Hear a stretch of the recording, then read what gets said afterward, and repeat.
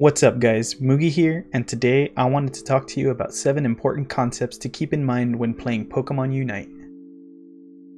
Now, there are a lot of guides out there, and I found that most of them tend to overlap, so I wanted to avoid kind of a tips and tricks video and give a better overall concept of learning just what it is you're doing when playing this game. So with that being said, let's get started.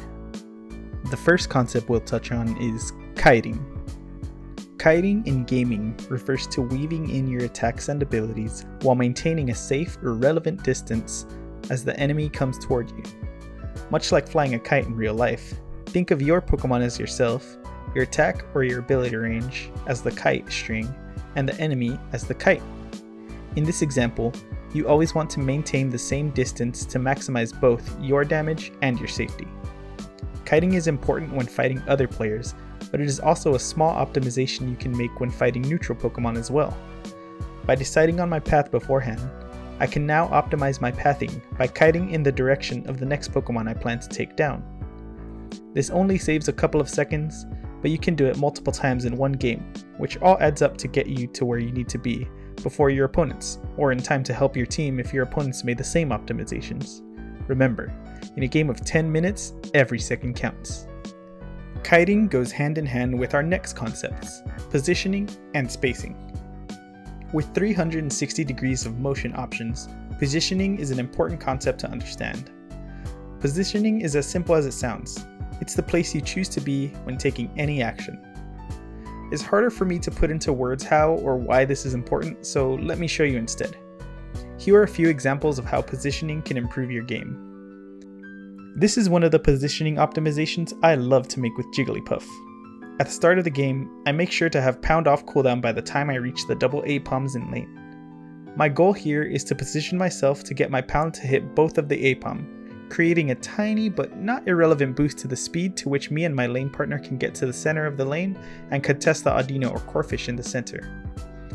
By positioning in this way, for the small second where I landed my Pound on the A-Palm, it's like we had an extra Pokemon helping us, or like I used 2 abilities at once. Another positioning optimization I love to use with Wigglytuff is using the speed boost she gets from Sing to put my opponents in terrible spots. Here, I use my Sing to speed past my opponents as my Sing gets to 4 stacks. Once it has and my opponent is snoozing, I continue to walk past them until I'm fully behind them before using my Dazzling Gleam.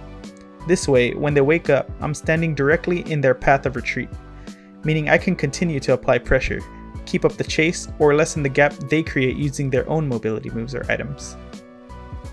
Spacing is very similar to positioning, but the concept is just slightly unique. I'll try to cover it quickly. Spacing is simply considering the entirety of your attacks or abilities range and deciding what the best way to use that is. For example, if you're a ranged Pokemon fighting against a melee Pokemon, you should try as often as possible to never let your opponent within their own attack range, while keeping them within yours. Now let's talk about scaling. Scaling in gaming refers to how your character progressively becomes stronger over the course of a match. Like someone scaling a mountain, this just refers to a constant or gradual increase of stats going upward. Scaling comes with leveling in Pokémon Unite. As you level up, your base stats increase and your moves level up.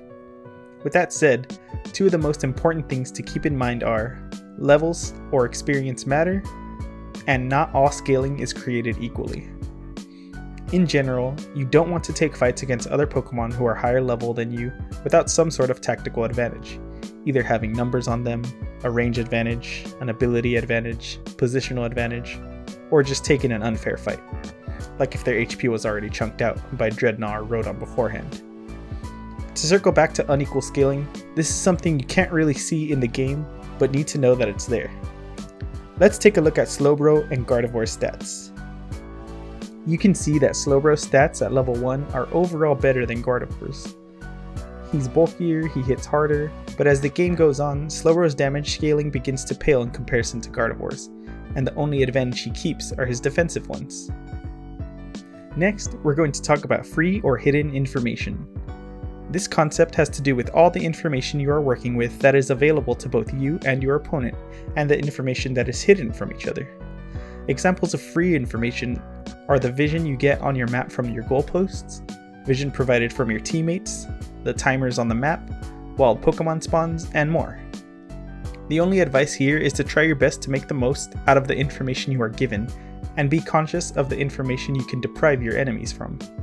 One important tip I have is to try your absolute best to look at the minimap in times of low action, like when attacking wild Pokemon in a safe area or when running back from spawn. Our next concept is called tempo. In music, the tempo is the beat of the song, or the beats per minute. The tempo sets the cadence of the song, and it's the job of everyone to keep that tempo, or else the song will drag or speed up. This concept is also important to apply in MOBAs. Tempo in MOBAs can be thought of as keeping pace, especially when advantaged. Check out this use of tempo from one of my games. My team is about to win a massive team fight right here by Dreadnought. As you can see, I have 0 points to capture, so there's not a lot of use in me continuing down the lane and helping my team with the fight. I go to start Dreadnought and ask for assistance. Thankfully, Slowbro and Charizard eventually come. While I have 0 points to score, Charizard has 40, so it made sense that he might want to score, but at the end of the day, you don't lose those points you don't score by not turning them in, and you can always turn them in later. We capture Dreadnought, and I flash in to crowd control the enemy to make sure Charizard can escape with his points.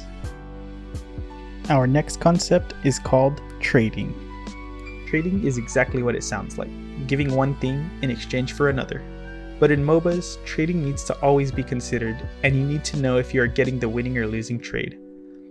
This could be as simple as knowing that the enemy deals more damage, so not fighting and just backing and running away. But trading also comes in other important forms to know about.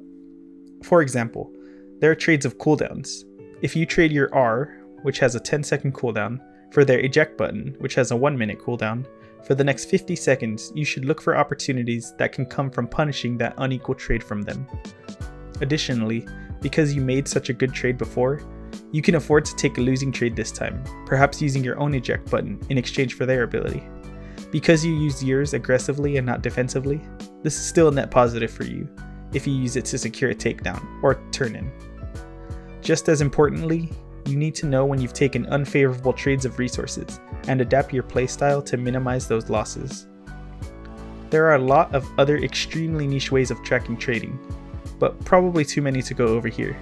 Let me know if you'd like to see a video dedicated to just explaining different trading concepts that occur throughout a game. Lastly, I want to talk about rotating. Rotating as a concept is as simple as it sounds. It's the process of moving from one lane to another. If you're a central laner, you've probably already learned the basics of this concept, but for those of you that aren't, this is really important.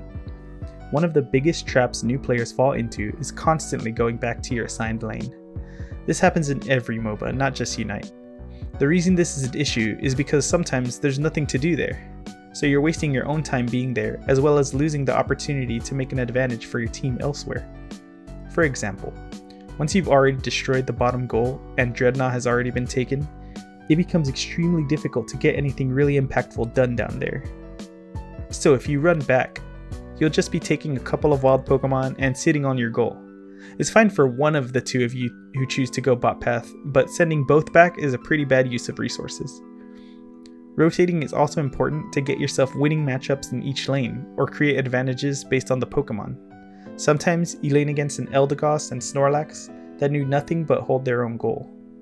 It's impossible to take down either of them in the combination like that, but they also can't pressure certain Pokemon 2-on-1 defending their own goal. So if that's the case, the one who is a little less equipped to defend can consider rotating over to the opposite lane to create a numbers advantage in a fight. And there you have it, everyone. 7 key concepts to keep in mind when learning and playing Pokémon Unite. I wanted to make this a decently short video, around 15 minutes or less, so I definitely didn't go into as much depth as I could have on all of these concepts. If you have any questions or want me to expand on one concept in a standalone video, please leave a comment down below. I hope you all liked the video. Please leave any feedback or suggestions in the comments. Subscribe if you want to see future videos from me, and until next time, peace.